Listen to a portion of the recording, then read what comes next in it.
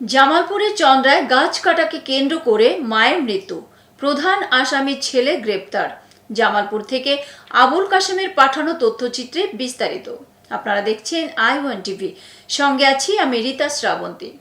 17 April রাতে জামালপুর সদর থানার পুলিশ বিশেষ অভিযানের মধ্য দিয়ে পৌর শহরের চন্দ্রা এলাকায় গাছ কাটাকে কেন্দ্র করে মাদকাসক্ত ছেলের ছুরিকাঘাতে মায়ের মৃত্যুতে মামলার প্রধান আসামি মঞ্জুকে ময়মনসিংহ জেলার গৌরীপুর থানার নাওভাঙ্গা এলাকা থেকে গ্রেপ্তার করেছে সদর থানা পুলিশ।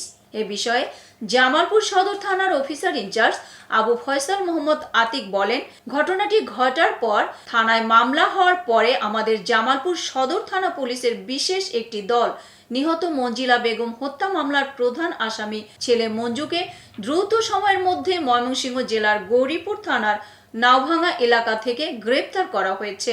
আসামি মঞ্জুকে আইনি প্রক্রিয়ার মাধ্যমে আদালতে প্রেরণ করা হবে। জেলা কর্তৃক মাকে হত্যা মামলার তার যে আসামি যে ছেলে, তার নাম মঞ্জু। এই ঘটনা ঘটার সাথে সাথে আমরা তাকে অ্যারেস্ট করার জন্য তৎপর হই এবং আমাদের অব্যাহত তৎপরতার মধ্য থেকেই গতকালকে রাত্রে ময়মনসিংহ গৌরীপুর থানা থেকে তাকে আমরা গ্রেপ্তার করে নিয়ে আসি। তাকে যথাযথ আইনি প্রক্রিয়ার মাধ্যমে যোগ্য আদালতে সোপর্দ করা হবে। তার বিরুদ্ধে এটা তো একটাই মামলা, হত্যা মামলা, তবে সে মাদকাসক্ত, তার বিরুদ্ধে মাদক মামলা রয়েছে। এতক্ষণ সঙ্গে থাকার জন্য ধন্যবাদ। i1 টিভির নিয়মিত আপডেট পেতে ভিজিট করুন আমাদের ওয়েবসাইট, ফেসবুক পেজ, ইনস্টাগ্রাম ও ইউটিউব চ্যানেলে।